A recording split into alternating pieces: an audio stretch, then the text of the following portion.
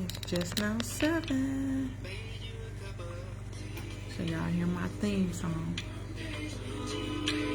Made you a cup of tea. All right, all right, all right. Hello, Oscar. How are you? Thank you for joining. Let me know if you want to be brought on camera. But we're going to play a little bit of my theme music before we get started to allow a couple more people to join in on the conversation. Today we're going to be talking about triggers. Triggers. So we're going to enjoy a little bit of this music and allow a few more people to join. Hi, Sandra. Hi, Mom. How are you? Thank you for joining me this evening. So we're going to be talking about triggers. So tag someone and share this video. Tag someone who you think should be hearing this information. We're just going to have a little conversation about things that trigger us and how our bodies respond to triggers. So this is T Talks. I am your certified trauma support specialist. And we are going to be talking about triggers this evening. Hello, Tiara. Hi, Tina. How are you guys doing? Thank you for joining me. We're going to get started in a few minutes. We're going to give it about 7:03 because I want to, allow other people to join so that we can have this conversation about triggers. What triggers us and how our bodies respond to triggers. So y'all hear my theme music. Y'all know I gotta make sure that I gotta find who the author is of this song, who's the writer, and meet him one day because this song is just everything. Hi, Diana. How are you? Thank you for joining us. In a minute, I'm gonna show y'all my new mug I just got from TJ Maxx. Thank y'all for joining. This is T Talk. So T stands for Trauma, Education, and Advocacy. Hey, Adrian, how are you? Welcome. Trauma, Education, and Advocacy. So it was amazing how I got that name because I love tea. I absolutely love tea. I drink tea all year round. It doesn't matter winter, spring, summer, fall. I always have tea, and not cold tea, hot tea. I just love hot tea, and I always put lemon and honey in my tea. So I love tea. So one day I woke up out of my sleep, and trauma is something that's very near and dear to my heart. Hey Sean, hey bro. Trauma is something that's very near and dear to my heart. So I woke up out of my sleep one morning, and God said, you need to do tea talks. And I said, tea talks? I said, well, what is that? So I wrestled with it for a little bit, and I was going and I was thinking, and I said, tea talks. And I said, so the T could stand for trauma. Okay, so I got the T. I said, okay, the T stands for trauma. What does the E stand for? And for those of you who know me, I love to teach. I love education. So he was like, education. And I was like, okay, so trauma, education. I said, and what's the last part? So, when you advocate for somebody, advocacy, I love that because some people can't advocate for themselves. So they need that person to speak up for them. So T became trauma, education, and advocacy. And I absolutely loved it. And I said, oh my gosh, Laura, you are so awesome because I absolutely love tea. That is me. And then if you guys know me as a teacher, hey Joshua, if you know me as a teacher, the TEA is in teacher. So this is just so profound and just so divine for me, and I'm just absolutely loving it. So welcome everybody. Welcome to Tea Talks. So it's 7:04. We're going to go ahead and get started. But y'all know before we start talking, I have to show you my mug. So this mug I literally got on Saturday. I was at TJ Maxx, and I was actually in the checkout line. So I go in the checkout line, and I see, they have the mugs off to the side with a whole bunch of other snacks and things like that, USB cords. And I was looking through, and what attracted me the most is the color. And then when I saw what was on the front of it, the scripture, his love endures forever, Psalms 118:1. And God's love endures forever. No matter, there's nothing that we can do to separate us from, that can separate us from his love. It doesn't matter. And he loves us so much. And so the color and the scripture just was like, this is my new mug. So if you guys can see it, it's almost like a, it's not exactly teal, but it's kind of like a bluish green. And then you can see the scripture, and it's nice and heavy. So that is my mug. So again, welcome to Tea Talks. Please like and share. Please send this to somebody who needs to hear this, because today we're going to be talking about triggers. What triggers you and how your body and mind responds to the things that trigger you. So I want to start off by saying, have you guys ever been somewhere, or in a store or just out, and you get a smell that comes across your nose, and it almost makes you stop to say, that smell is familiar to me. Where do I know that smell from? And then your mind begins to think back to where that you're trying to figure out, where have I smelled that before? Where does that come from? Or you hear a song, right? You hear a song on the radio, and you begin to smile because it reminds you of an old boo you had, or your current boo, right? This is a song that we went to the park with or to the movies with. Those things are all triggers. Okay. If somebody says your name a certain way, somebody calls your name a certain way and it reminds you of something, those are all triggers. As we walk through this daily life, there's always going to be things that trigger us. Now, they could be good triggers or they can be bad triggers, but we want to talk about what triggers us. Okay, so let's talk about what a trigger is. A trigger is basically just a reminder. It's a reminder of something that happened to you in your past. It's a reminder of something that you've gone through, that you heard, that you smelled, that you tasted. It's all a reminder. So if you think about it, as we're going throughout our day, little things can remind us of something. Hi, Taisha. Little things can remind you. So, hey, Mother Joanne, welcome to Tea Talks. Thank you guys for joining me. We're talking about triggers. So triggers are things that remind you of something in your past. Now, the body is so amazing. The body and the mind. God created us so divinely that we are just amazing people. When he says that we're fearfully and wonderfully made, believe that. That is the honest to goodness truth. We are fearfully and wonderfully made. And he made us so that every intricate part of us has a function, and it does something. So yesterday I did a trauma workshop. On emotional regulation. How your body responds to trauma and how it can be regulated or dysregulated. And I want to share with you guys, for those of you who missed, I want to share with you guys some kind of some points that I talked about. So the first thing I talked about was how our brain has a little piece in our brain that is called the amygdala. And I'm not a medical doctor, nothing technical. This is very basic and layman. So the amygdala part of your brain literally places memories where they're supposed to go. That just blew my mind. This amygdala part of your brain can detect a threat. That small piece of you could say, look at somebody or look at a situation and determine if it's threatening or not. That's the small piece in your brain. But what it also do is it works with another part of your brain to place memories where they should go. Now, the amygdala doesn't always place those memories where they should go. Sometimes they place the memories in the forefront, which causes you to relive a situation. And I was like blown away. Like, really?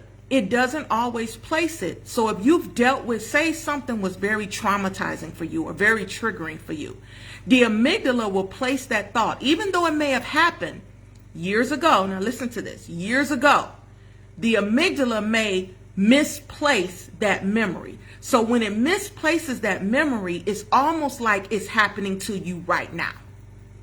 Right now. And so your body then begins to defend itself from this trigger, from this trauma, from this thing that's reliving for you. So I'm going to give you an example. There are 4 adaptations that your body does when it begins to remember something or when it's in the face of danger. The first thing is fight. We all know what it means to fight. A lot of us have gotten into fights, whether we were younger, and so fighting is a way that your body is trying to protect itself. So if I'm in the face of danger, think of this. If a bear is chasing me or a dog is chasing me, a ferocious dog, and it's coming after me, your amygdala in your brain is going to tell you to either fight, it's going to tell you to run, it's going to tell you to freeze, and there's a 4th one we're going to talk about a little bit later. So fight, flight, or flee. Fight, flight, or freeze. You guys know those 3. You've probably heard them all before. So when you fight, that means I'm ready for battle. This is the way that I am. My mind, my brain is telling me to take care of this situation. Now, your body doesn't know, your brain doesn't know whether you're going to win or lose. But that is what it's geared to do. And fighting could be a result of how you were dealt with in your past as a child. If you had a parent who was very narcissistic and always critical to you, you may respond by being aggressive to others, whether it's physical aggression or verbal aggression. It doesn't always have to be physical. Have you ever, hey Paula, how are you? Have you ever seen people who just are ready to fight at the drop of a hat? They're just ready to go. Anything someone says to them, it rubs them the wrong way and they become aggressive. That person is in a constant fight mode.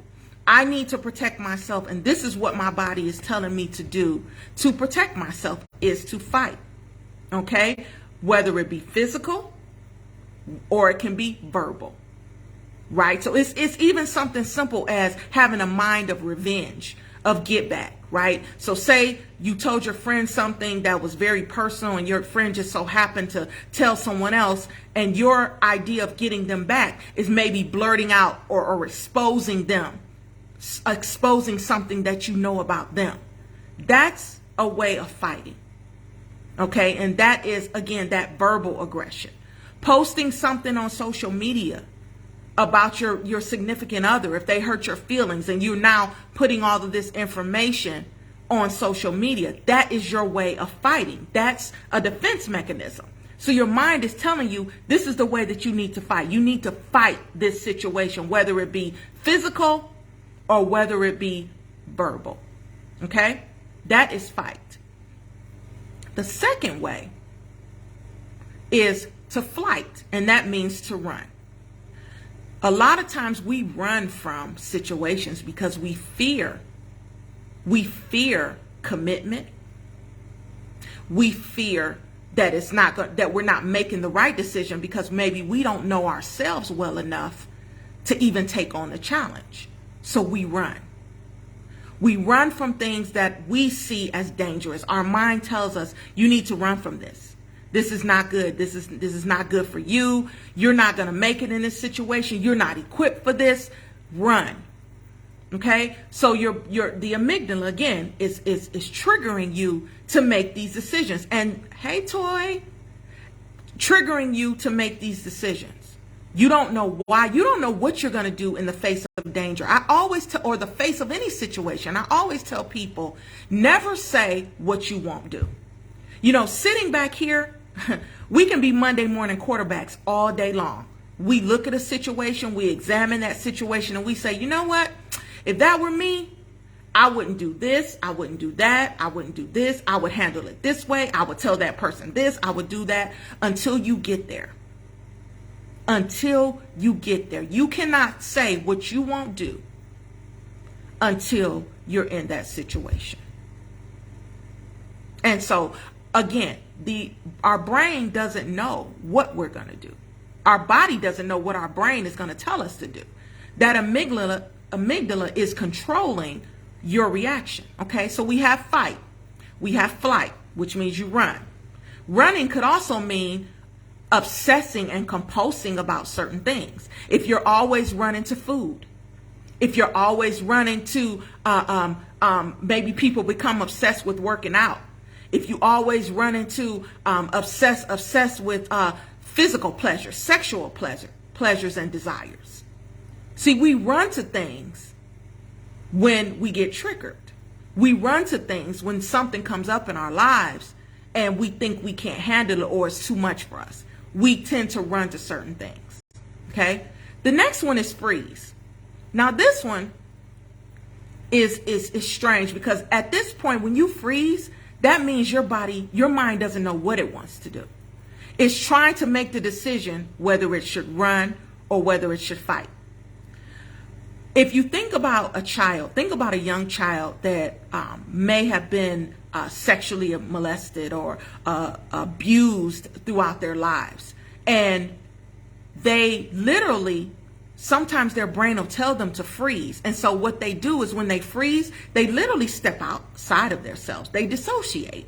They freeze because they're thinking in their mind, I can't fight this off and I have nowhere to run. So I'm just going to stop.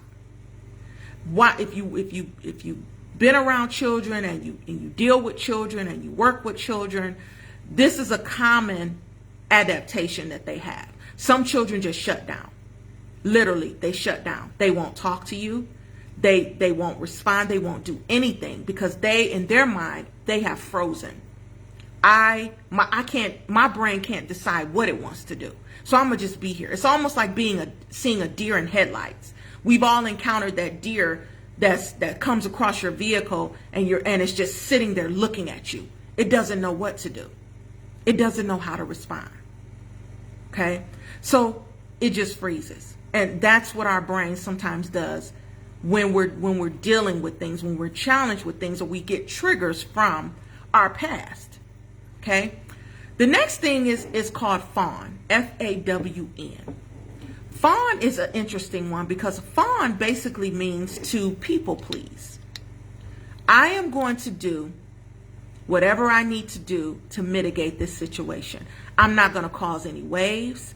I'm just going to say yes. I'm not going to fight this. I'm just going to go with the flow because I don't want to deal with what's to come afterwards. If I turn it down, if I say no, if I don't agree with this person who's causing me this distress, or if I don't agree with this situation that I'm in right now, I'm just going to become that people pleaser. Always putting your boundaries, not even having boundaries for yourself to make others happy. Okay? That is another common way that our body adapts, because we're just trying to, and all of those things, guess what they're trying to do? They're trying to keep us safe. Our body knows when we're not safe. Our body knows when we're in the face of danger or in the face of something that may potentially be harmful or threatening to us. Even it could be something as simple as backlash or someone talking about us or criticizing us. These are the things that our bodies naturally adapt to when we're in those situations. Okay? And again, fawning is another one where we just become that person that's always, I agree with you. I agree with you. Okay, I'm just gonna, what is it called? I'm just gonna go along to get along. We've all heard that. I'm going to go along to get along. And when that happens, we literally lose part of ourselves because we're trying to appease everyone else. We're trying to appease those things in our life. We're trying to appease the people around us, and we lose ourselves. So those are the 4 ways. And they said it's like a couple more, but those are the 4 major ways that our body begins to adapt. So when we look at triggers, I'm going to ask you guys, what are some things that trigger you? And let's be honest. It could be something that somebody says, the way that they say something. What are some things that trigger you? Let's talk. What are some things that trigger you?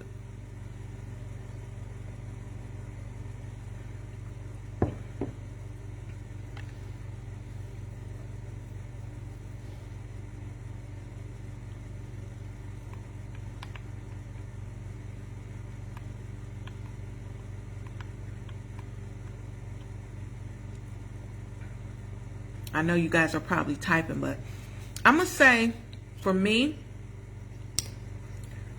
a certain active voice, like a voice that sounds very aggressive, that aggressive voice, that aggressive sounding voice, or almost like you're yelling at me, right? That's triggering for me.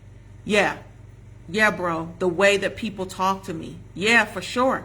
I mean, because that can take you back to another situation that you may have had in the past that caused you to fight, right? This, if you say this to me, I know for sure, absolutely 100%, this is going to take me to a place in my mind where I may want to put my hands on you, right? So absolutely. Places, smells, sounds from the past. Yes, Taisha, for sure. Those things are can definitely be triggers, right? So the way that someone is talking to you, smells, where you used to live. That's a good one, Mom. Where you used to live. Oh my goodness, I can relate to that. If you lived in a place that wasn't happy with you growing up, or you just had bad experiences there, a place can trigger you for sure. An old house, an old place of employment, all of those things can trigger you. That is very good. Where you used to live, where I used to live, yeah. Whether it be happy memories or sad memories, those can be triggers. Or if you ride down that street, or if if someone brings it up and begins to talk about that from the past. I remember, and I'm going to share some with you guys, about 2008, I was in a car accident. Actually, I was at the light at Pearl and Brook Park here in Cleveland. I was at the light, and the light had just turned red, and I kind of laid my head back. For a second, because the light isn't going to be red forever, right? Laid my head back, and all of a sudden, bam! And I jump up, and I just get out of my car. So your body begins to respond in certain ways you don't even know. So I get out my car, and I'm walking to the back of my car, and as I'm walking to the back of my car, I see another car that's probably 10 feet away from my trunk area, my bumper. So, but as I'm steady walking, and it's almost like when things like that happen, you kind of move in slow motion. So I'm steady walking to the back of the car, and I notice, and I see the back of my car is literally smashed. My trunk is smashed into almost to my windshield. So the person gets out the car, and they're coming towards me, but all I see is his face was covered in blood. So now I began to look at myself, right? I'm like, am I okay? Am I hurt? Because he looks terrible. So he begins to walk towards me, and as he gets closer, I smell alcohol on his breath. And I'm like, have you been drinking? And no, the first thing he said to me, he was like, I'm so sorry. I'm so sorry. I thought I hit the brake and I hit the gas. And so as he gets closer, I'm like, have you been drinking? And he said, yeah, I just left the bar, but I'm on my way home. I don't live far from here. And it's amazing because, at the time I was working for the police department, so I knew what to do. So I called, 911, and I'm giving the information, and they're sending a car over to me. And he goes and he begins to walk to his car, and I'm thinking I said, well, we have to exchange information. So he begins to walk to his car, and he gets in his car and he takes off. So I'm like, great. So he takes off, but the great thing is they caught him because I was still on the phone with the dispatcher. But I tell that story to say that every time I ride by Pearl and Brook Park, I think about that. I think about that accident. Now, I know, but what I do know is that I know that it isn't holding me back from anything because I don't get stuck there, right? I don't begin to avoid that area, or my heart doesn't start beating real fast when I get there, or, I start having flashbacks about what happened. So I know that I'm over that.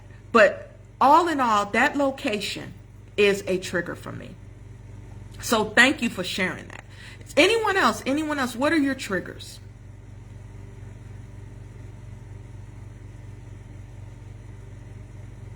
Hi, Yolanda.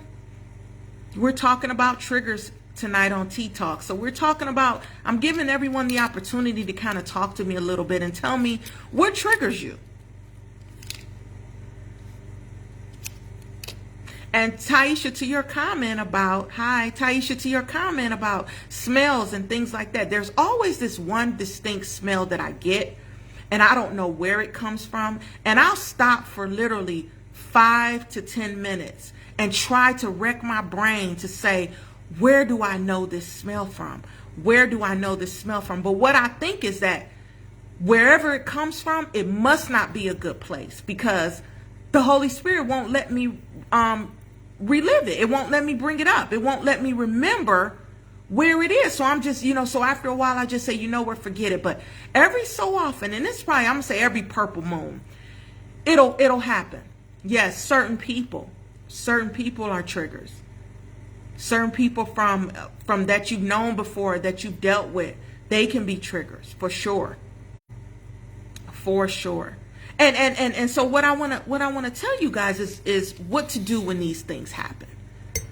Yeah, Paula, uncomfortable situations, right? It's almost like, it's almost like you can feel that it's uncomfortable. And so, like you said, you exit immediately, right? That something just doesn't sit right. And you probably can remember, I've been in this situation before, because remember, our brains are like the center of us. Without our brains, we can't move our arms, we can't blink our eyes, we can't do anything. So our brains can sense things, and that amygdala I talked about begins to tell you what to do. So it could have been like, I recognize this before. I've seen this somewhere before. This doesn't feel comfortable. So you immediately say, you know what, I'm gone. Tierra, when people yell at me, yes, yes, yes, yes, yes. Yes, yes, yes, yes, yes. When people yell, because that yelling could put you in a different place. It could remind you of a time when someone else was yelling at you, right? And how that made you feel.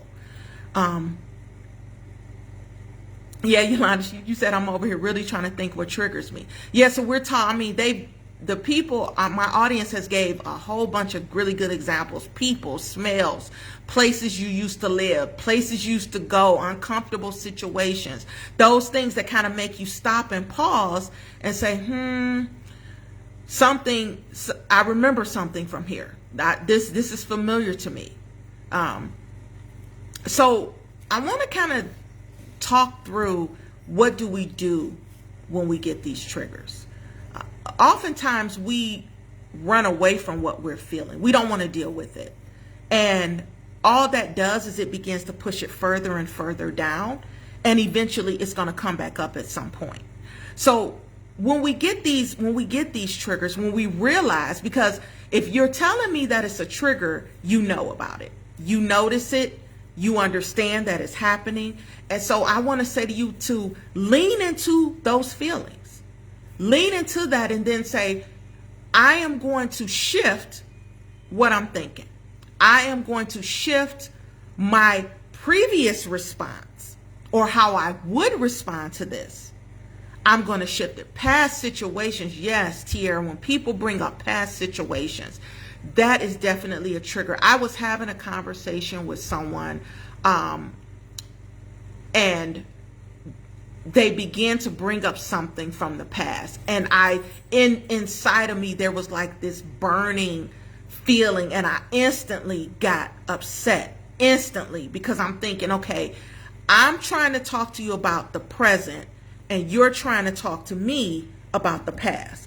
And so now I understand, and the conversation got so intense that I was like, okay, now I understand that you have not moved on from that situation. You're still living there. So anytime that you have a conversation with me, or anytime we have a disagreement, anytime that happens, you're going to bring up something that happened a long time ago. You're going to bring up the past. And so that's a very good example, because we need to understand that we can't live in the past.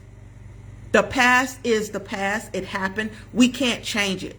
What we can do is change our response today. So again, how do we deal with those feelings? Recognize them, understand them, lean into them, and then begin to shift yourself. And and I'm not going to sit here and tell you, oh, this is like the easiest thing in the world for you to do, because it's not. Because depending on what that memory is, depending on what that thought is, it may take you a little bit longer than 2 or 3 minutes to shift. Yolanda said, when I'm driving in certain neighborhoods and I see a police car driving behind. Oh, that is a good one. That is a good one. Now, and it's amazing because this gets into the conversation of talking about collective trauma, like how we experience trauma. We don't even have to be necessarily involved, but it affects us. So when we look at those instances where we understand that there have been times when law enforcement have been behind people or law enforcement have pulled people over and it has turned out unfavorable.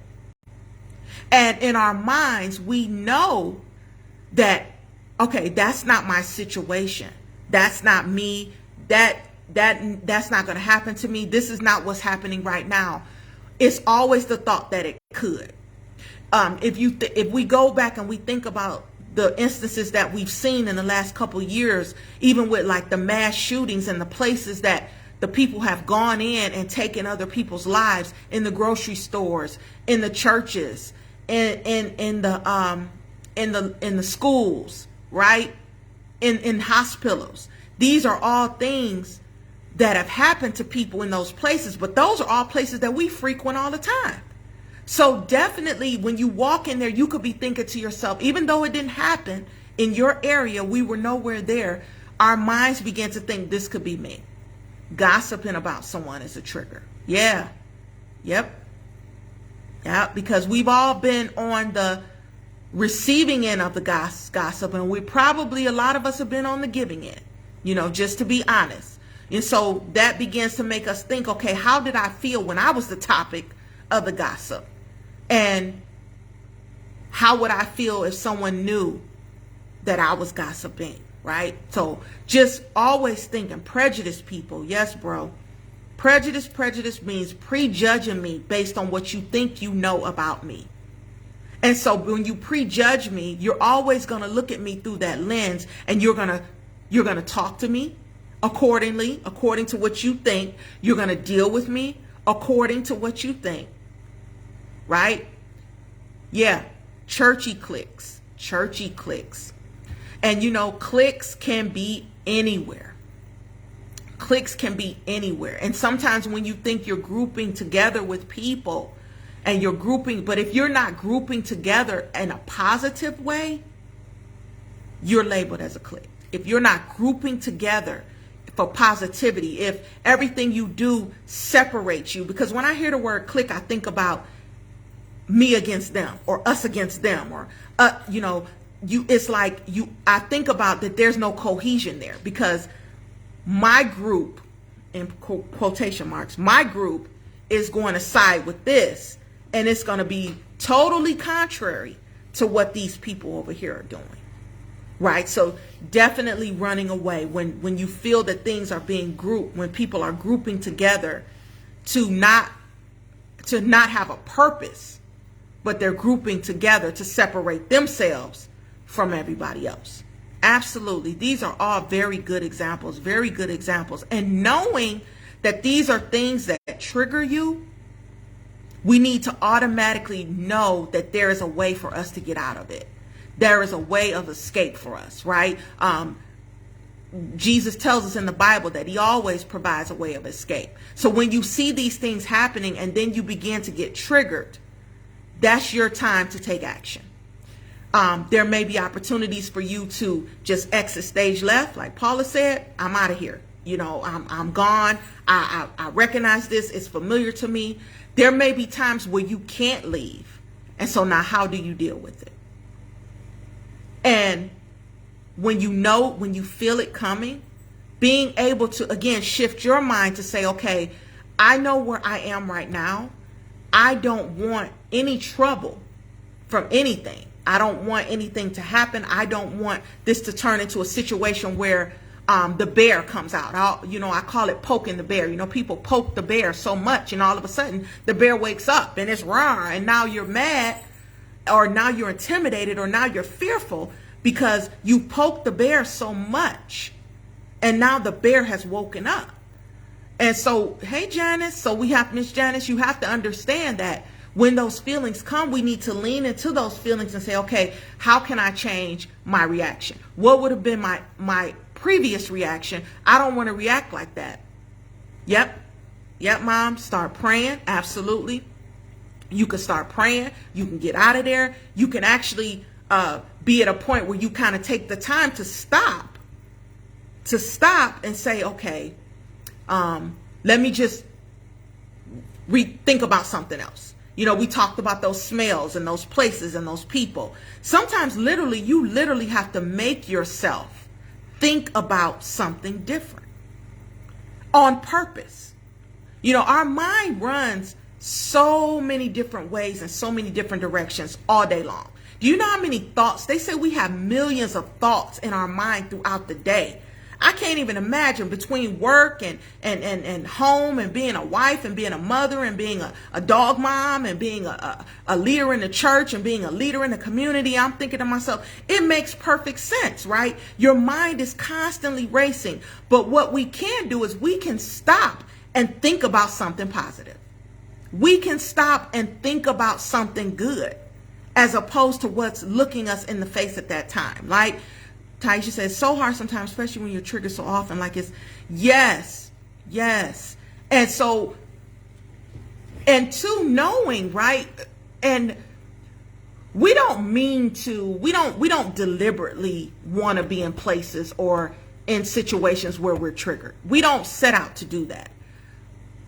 But when we understand that that could be, or something that person is saying, or something that person is doing is just rubbing you like sandpaper, we can excuse ourselves and take the time to begin to think about it differently. And also, you know what else is a key? We have to understand that a lot of things that people do is never about us. It's more about them. And when we can kind of train our mind to understand that, it changes your whole perspective. You know, they're reacting out of something that they're dealing with. They're responding to you out of some past hurt or some past issue or some past thought that they've had, and it's never about you. So in those moments, you may think that you don't have the upper hand, but you do, because you have the upper hand to change the way that they're thinking, to change the way that you think, to change the atmosphere, to change your whole area where you are, because you'll look at it and say, you'll begin to be empathetic to that person. You won't be mad at them anymore. You won't be mad at them. They won't rub you like sandpaper anymore, because now you understand that it's not about you. Now you understand that they have work that they should be doing inside of themselves to heal from whatever they're dealing with in their heart. That is what I want to leave you guys with. To begin to look at people through a different lens. Begin to look at people through different eyes. Look at them with different eyes. Avoidance. And avoidance is not always a great answer. It's not always the great answer. I try to avoid things for years, but you know what happens? It always resurfaces. You know why? Because at some point you have to deal with it. That is called running. That's that flight. That is called running. I'm going to avoid this because I don't want to deal with it. It's not dealt with. You're right, Paula. That's why it keeps coming back up. And we think, oh, you know, it's been years. I haven't talked about that in years. But then all of a sudden, it'll show up. It may have a different face. It may have you may be in a different place in your life. But it's going to show up until you literally deal with it.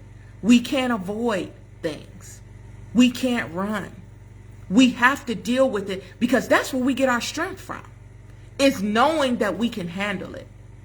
And so I want you guys to look at people through a different pair of glasses, a different pair of eyes. Know that when that person who's cutting you off in traffic, that road rage person, or that person who's being nasty to you at work, or that person who just can't get it right. Hey, Miss Thea, that person that just can't relate to you. Begin to look at them through a different lens. Begin to assume that something has triggered them. Begin to assume that something happened to them in their life that they just haven't dealt with. You may remind them of something. It may have nothing to do with who you are as a person, but you may be a trigger for them. not knowing. So I want to leave you guys with just allow people. Hey, Barb, how are you? Just allow people to work through their own situations and not take on their behaviors and attitudes on you. Because remember, if you don't remember anything else, it's never about you. You ever had that person where you like, I've never done anything to this person. I don't know why they don't think, we begin to go in our minds. I don't think they like me. They don't like me. That why they always say this to me or say that about me. They don't like me.